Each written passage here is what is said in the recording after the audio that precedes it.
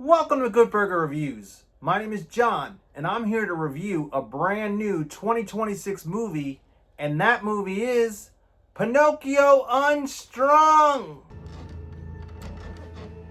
Come down, there's someone here I want you to meet. I just thought you could use a friend. This could be good for the both of you. It's alive. This movie was released to theaters in July of 2026.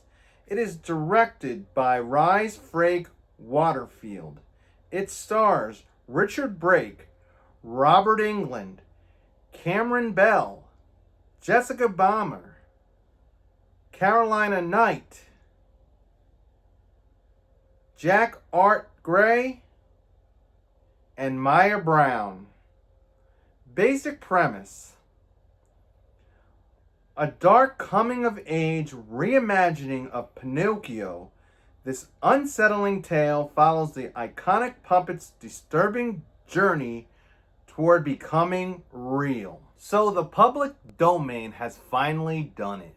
They've come out with something pretty impressive, and they've managed to take one of these magical, mystical, happy little characters from Disney from the past and turn it into a successful horror creature, slasher, reimagining, whatever you want to call this, because this has touched the dark side of Disney.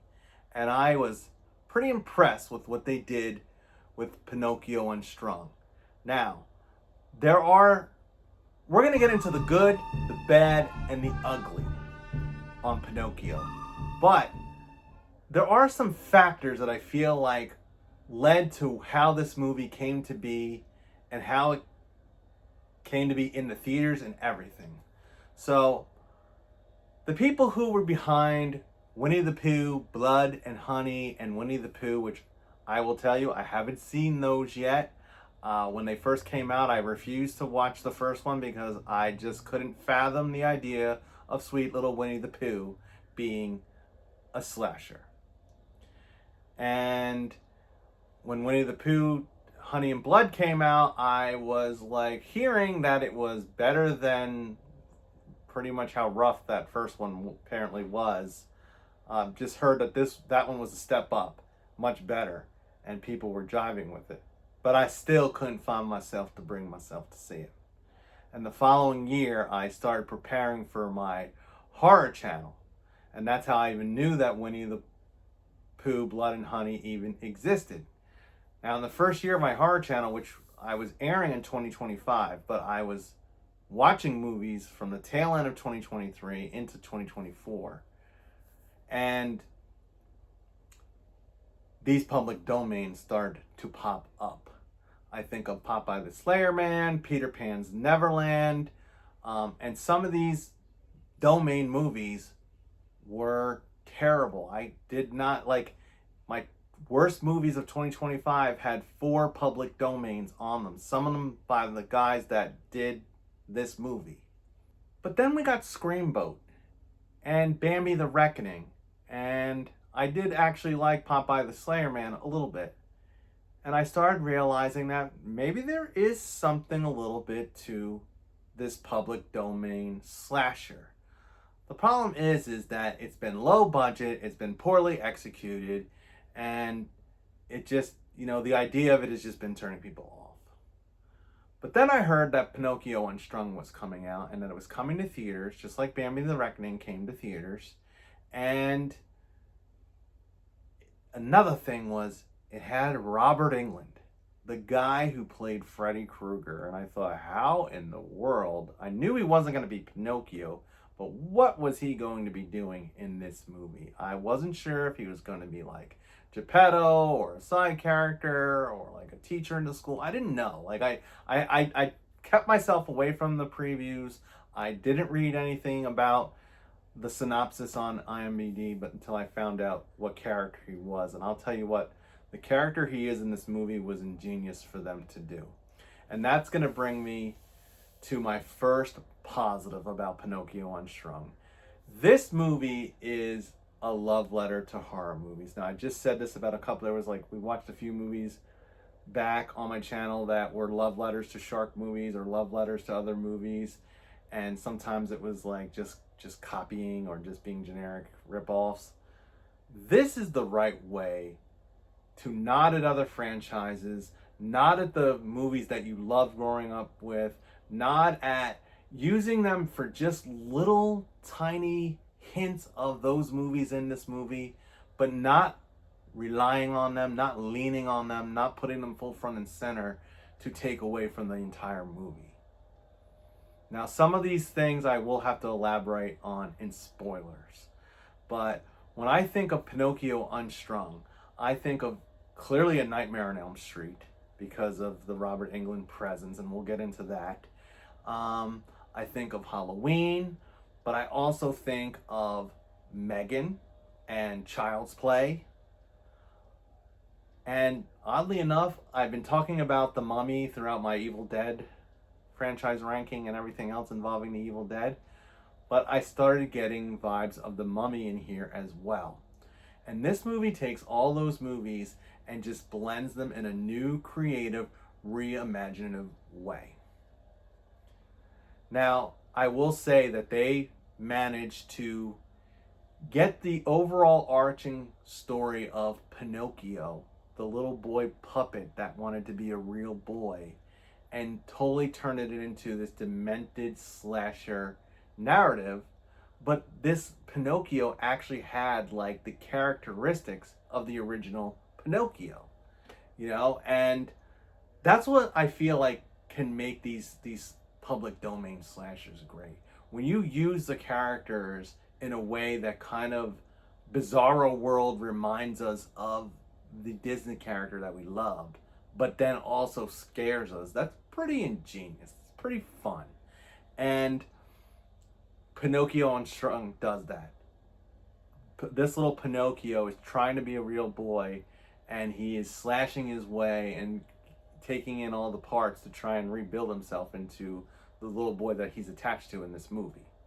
The next thing I'll put in the positives, and this is also going to be impressive, is the use of special effects and practical effects. And they were pretty proud of it because there's like a little thing during the credits that kind of show the making of Pinocchio, some of the little outtakes and stuff like that, and just things that were neat to watch as you stay through the credits. Because this time I'd missed the end credits and mid-scene credits of Evil Dead Burn, so I said nope, we're not missing any end credits now. There is like a mid-credit scene and then little things going on during the credits, but nothing happens at the way end. In fact, the credits are pretty short at this one. The practical effects were impressive, very impressive. Not just Pinocchio, but there are other things in this movie. You know, we have Geppetto, we have Jiminy Cricket, we have Pinocchio's bizarre mother. I don't even know what she is. She's like the mother of Pinocchio is in this something, and we'll get into that when we start breaking down the story. But there are characters in this movie that relied on practical effects and the kills as well, which reminds me another little blend or homage. There was like, not all my favorite movies, but I forgot to mention there's a little nod to Final Destination as well. Which you're going to be like, what? How is there Final Destination moments in this movie? There is. And they're pretty good. I'm going to be a real boy. I'm going to be just like James.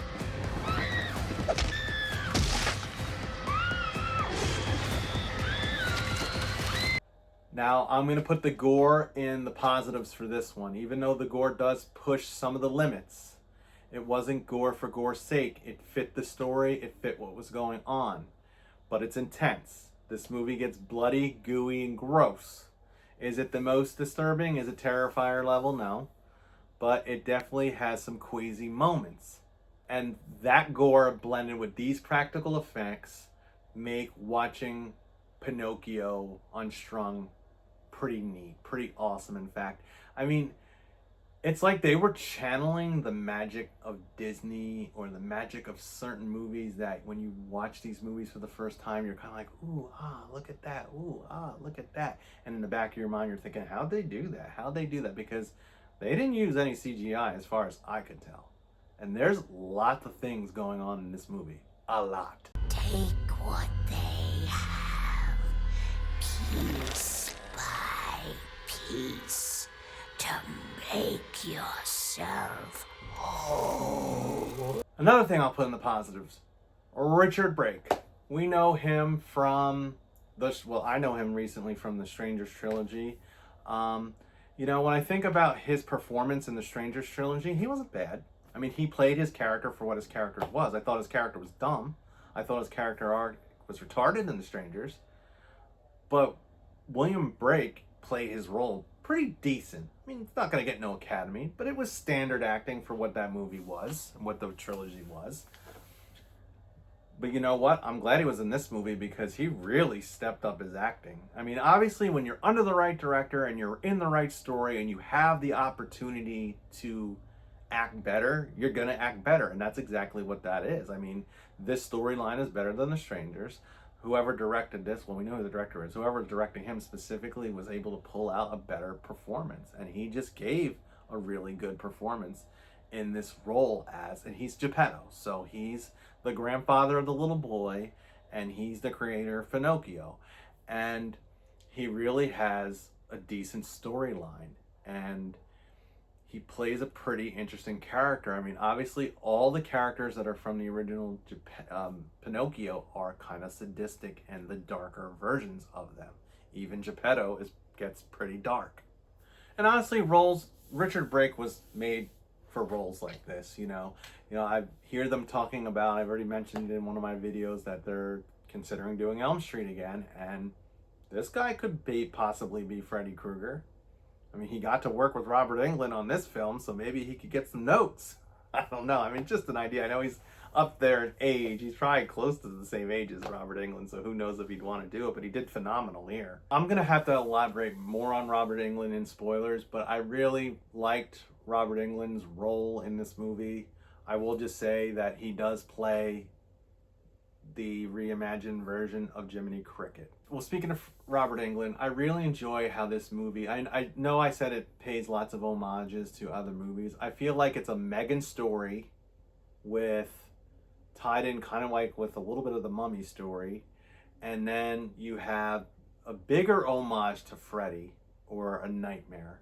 And it's funny how in A Nightmare on Elm Street 3, there is a Pinocchio-like kill, or a puppet string in a way kill. So for those of you who love Elm Street, and probably people who like Elm Street are going to go see this because Robert Englund's in it, you guys can remember back in Elm Street 3 when one of the kids up in the little psychiatric ward is a sleepwalker, and he has his dream, and Freddy cuts up his veins and puppets him to walk down the hallway of this little ward and then jump out the top story of this building. Awesome kill in Elm Street. Amazing. And even part of the kid in that part's dream was very puppetish. And Freddy Krueger in that scene looked like a little Pinocchio puppet as well. And it's just like a really bizarre, like they never could have known, foreshadowing for Robert Englund to be in this movie.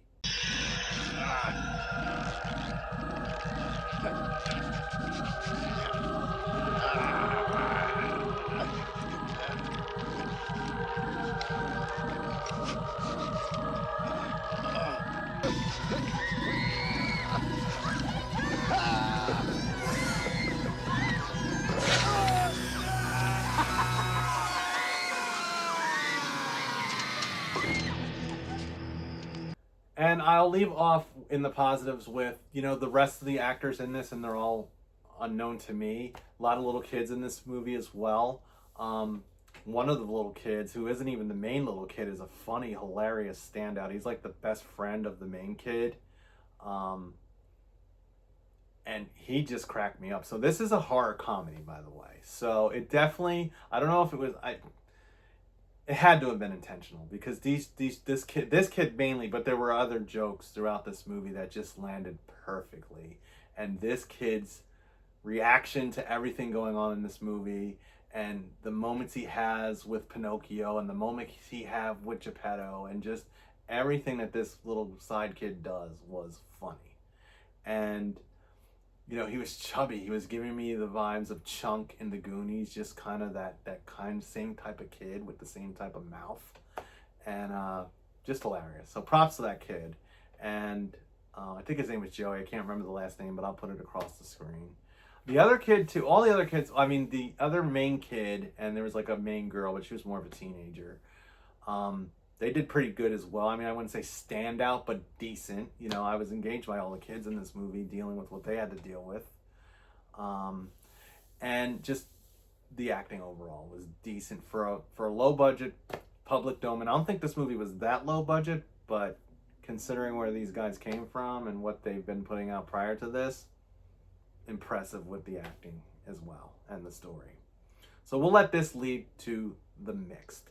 So in the mix, so speaking of story, so the story is decent, but there are some, not, I wouldn't say really plot holes, but just, you kind of just have to ignore some of the things that just seem unrealistic. The Final Destination moment definitely was fun and definitely seemed to be a nod at Final Destination, but it kind of was different from the rest of the movie as far as the way the kills were unraveling here. And there are a lot of kills. I'd say at least seven or eight even. Many of these kills like in public places like gyms and hospitals, and like there's never like a part where the story veers away from Pinocchio and the core family of this movie to see that like people are noticing that there are people dead, and dead by bizarre, mysterious ways, like where the police are. I mean, the police show up, you hear sirens in the end, but there's like no police, no investigation. People are dead all over the place, and it's just like, yeah, okay, well, just leave that part out, because it probably would have added to have a character like that in this movie would have added too much time. But it does feel like a plot hole in the movie.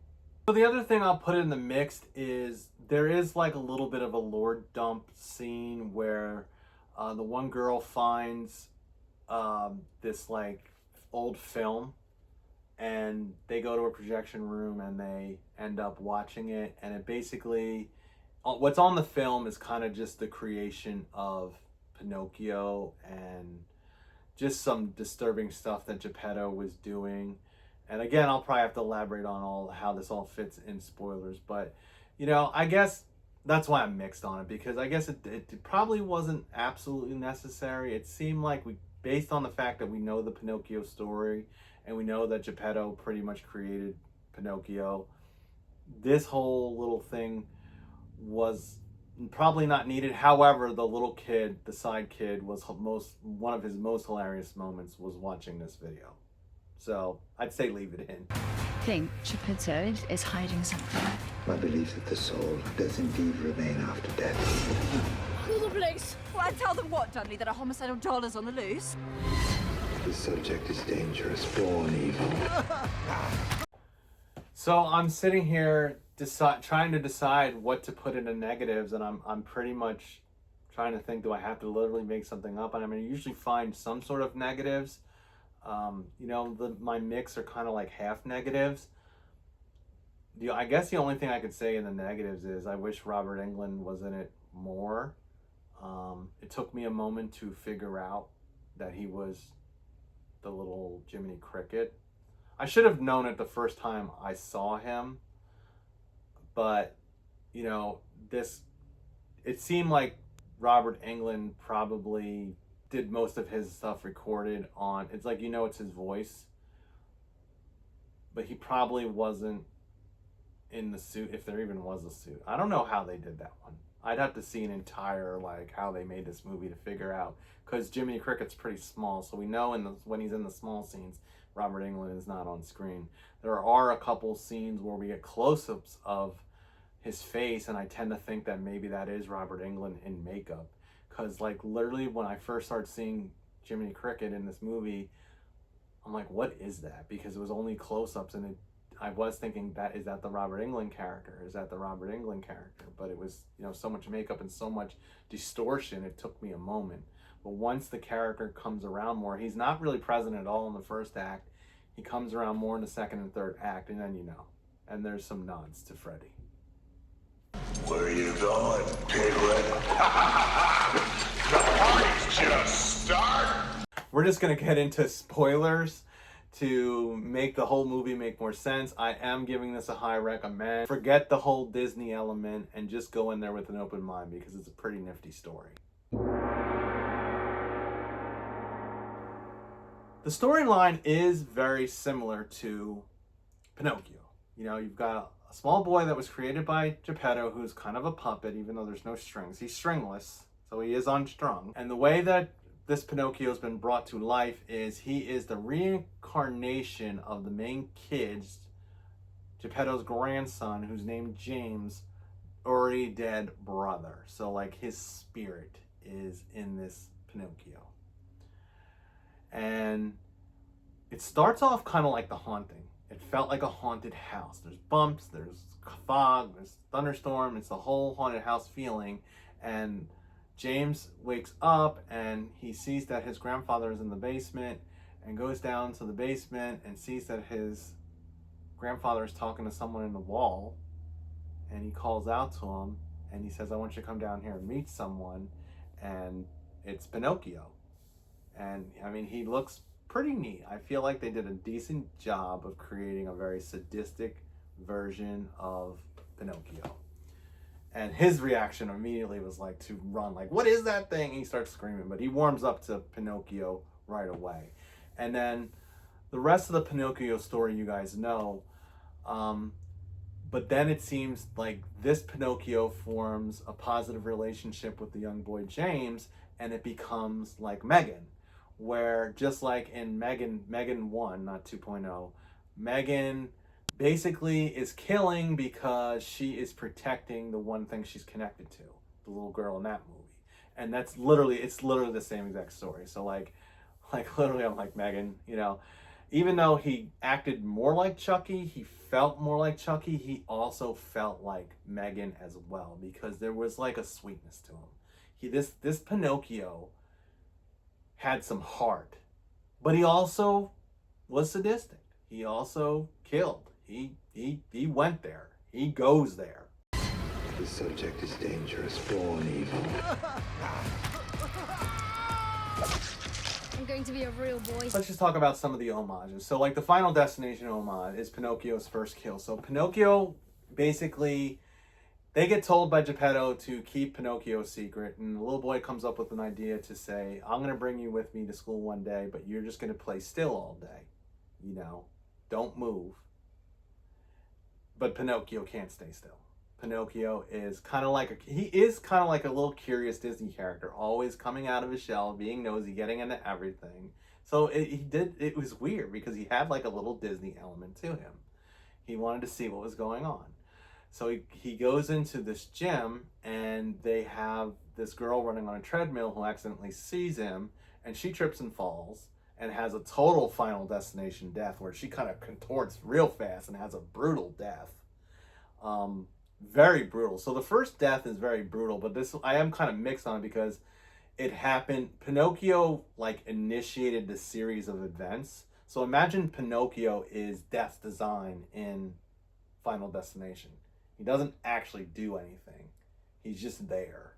And all these other things start falling like dominoes into the fact that two characters in this gym have these horrific deaths. There's another dude weightlifting. Both homages to Final Destination deaths. And Pinocchio sees this, and I guess, you know, he's trying to become a real boy, and the whole thing is he wants to take parts. Take real human parts to kind of rebuild himself. Kind of like a Leatherface, kind of like in The Mummy. When the mummy gets woken up in The Mummy, he takes parts out of four men that uncovered this chest to kind of totally form back to a full-fledged mummy, like a real human person. And Pinocchio is trying to get there. He never 100% gets there, but he does spend the rest of this movie getting parts from everyone else that he kills. So who does he target as the people that he wants to kill is anyone that seems to be harmful or mean to James. So there's a group of kids that bully him, so they're instantly on the list. James goes to the dentist, and the dentist was kind of rough with him during I guess his tooth got pulled. Well, Pinocchio goes back and pulls all the dentist's teeth and uses him for his own. So that was funny. After leaving the dentist, James is getting a ride home with someone, not Geppetto. I guess they have a driver. I have no idea. It never elaborates on that. But they get struck by a drunk driver, and Geppetto gets a call saying, hey, your grandson's in the hospital. And Pinocchio was hiding in the hospital, and this is where we get Pinocchio kills the drunk driver and is brutal and steals his guts. And I'll tell you right away, as soon as Pinocchio got a taste for blood, he got a taste for blood. He was vicious with his kills. Very gooey and very vicious. Now, James is unharmed from this little accident. The doctors say he's good. He can go home. He sneaks Pinocchio in his backpack around Geppetto. Geppetto doesn't know that Pinocchio's been involved in all this. And like all these people, like the people at the gym died, no one says anything. The person in the hospital dies. The only thing we see from that is as Pinocchio and James and Geppetto are leaving in the background, we see a girl finding the other dead guy and just crying. I mean, that's it. That's all the elaboration we get. And Pinocchio makes this line like, oh, I thought he was bad. But they go home, and that's when we get more of the second act. We get like this kid and this girl come over. The funny kid comes over, and James has told them about Pinocchio, saying, can you keep a secret? Of course, they're not going to do well at keeping the secret. At first, he kind of says that Pinocchio is AI, because they're like, what the hell is this? They literally say, what the F is this? That's when the kid's funny. But he's like, oh, he's got an AI chip in him, but that was just a lie. Now, that was another thing. Every time Pinocchio lied, his nose got bigger. And sometimes when it was so big, he would cut part of his nose off and use it as a knife to stab some of his characters. So that was pretty neat. But every time he lied, his nose was growing. So this is when we get to the part where they sniff around Geppetto's house and find those tapes, and we get the scene I talked about earlier. And we learn that Geppetto basically has been obsessed. And I think of the guy in a movie I watched last year. It was like Sleepbox, or I forget the movie, but it was this guy who kind of could bring back people, or the essence of people in a box. And he was like obsessed with doing it. And Geppetto kind of was the same way. He was obsessed. Like he had many tries where he kept trying to bring back this other kid that already passed away into one of these, like whatever they were. Pinocchio was like a wooden puppet. You know, this other mother of Pinocchio was some sort of beast on the wall, but she was pretty neat. And she was creepy. And she basically was stirring Pinocchio up all the time. She was saying things to get him to be murderous. Take what they have, piece by piece, to make yourself whole. Who are you? And then, you know, this is where it rolls into the third act. So the third act, kind of like a party scene, but kind of not. So like the four kids that were bullying James in the beginning of the movie, Pinocchio finds his way to their house, and it's a bloodbath. So he kills so many people, or four of them, three or four of them there. But it gets brutal at this house. There is some pretty dark comedy where at one point James had been going over like the anatomy of a human with Pinocchio, and Pinocchio literally asked the little boy like, what's that, pointing at the penis in the anatomy book, and the kid's like doesn't know what to say. Eventually he must have learned the word, because Pinocchio says the word penis a few times. And when he goes to stab this one girl in the shower, he said, she already cut off her penis. Anyhow, I mean, the movie's funny. The comedy lands in this movie. It is funny.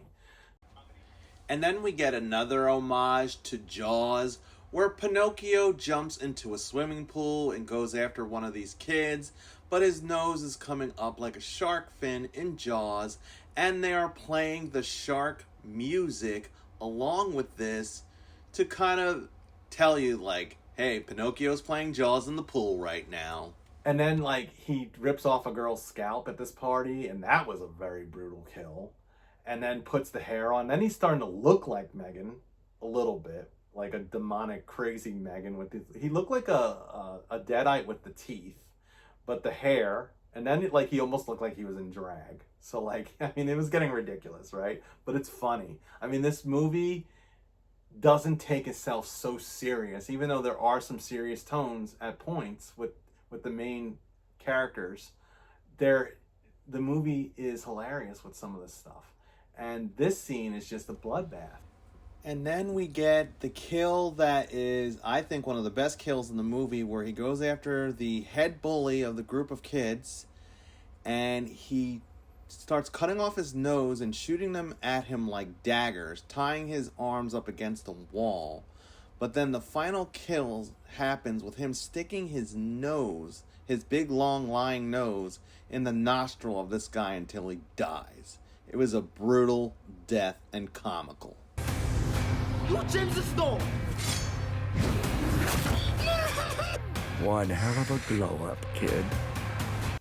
And Geppetto shows up, and it comes to a climax in Geppetto's house. You know, in the house with this basement that has this mysterious door, which reminded me of a movie. Oh God, why I keep forgetting the titles? But it's about this movie about this girl who inherits a house, and there's some sort of box head in the Baghead. That's what it was. Baghead on Shutter. Baghead in the walls of the basement, and that's what this basement reminded me of the basement in Baghead. But when you go into this main part of the room, like his lab, he's got like this giant. It looked like a giant tree. And like when you walk in here, it's so big. You're like, you know, it's not going to make sense really, because how is that room that big? It's almost as big as the cave at the end of it. And you see like all the space, and it's huge. And there's other creatures that he has created, failed experiments. You know, that reminded me of, what was that movie I watched at the beginning of the year? There was a movie where there was people recreating and regenerating, and it was all failed experiments. Honey Bunch. So Pinocchio had a bunch of honey bunches in the basement that were demented versions of him. So, I mean, the movie has a lot, but it's done well. So, you know, I mean, it's fairly predictable with what's going to happen. You know, the kids kind of stream up together to battle against Geppetto, because Geppetto basically is going to be the one at fault for all this, because he's the one that's created Pinocchio. Pinocchio doesn't know right from wrong, really, mostly. And then, you know, he does have like a Megan arc where by the end of this movie he's Megan too, because he wants to be best friends with James, and like she literally says, "Are you gonna kill again?" And he says no, and it's kind of like a nod, like a wink, like yeah, you probably will. I mean, they'll probably make a sequel to this. I think this is good enough that hopefully it has some success and people go out and see it. You know, but they basically kill Geppetto, but they leave Geppetto in the basement next to this tree that somehow generates life. So I'm sure he'll be back for a sequel. Jiminy Cricket at one point gets killed, but he's in towards the end as well, so he's not really dead. Nothing really dies in this movie except for the people that they kill. You know, the only thing with Jiminy Cricket and Freddy, so like there's definitely some nods to Freddy that I can elaborate on now. So like one scene where he's flying around and he says something sadistic and comical, and his hands flail down, and it literally looks like the one hand is bigger than the other, and they're kind of shaped like finger knives. Like just this slight homage. Obviously they can't do a direct homage, because that would be, I guess, copyright. But it was just the way his hand was. It looked like Freddy's hand for a moment. And then there's another scene where flat out, Jiminy Cricket comes with this hat that slightly resembles Freddy's hat, but not 100% Freddy's hat. And he says to Pinocchio, "How do you like my hat?" And I'm like, "Hi, Freddy." Freddy's in there. So like, Jiminy Cricket is definitely possessed by the dark comical side of Freddy Krueger. And they don't care to do that. Like it doesn't matter. Like that is hilarious. Like little Freddy Krueger dancing around as Jiminy Cricket, being comical like Freddy, but also being sadistic like Freddy. So Jiminy Cricket helps with the kills.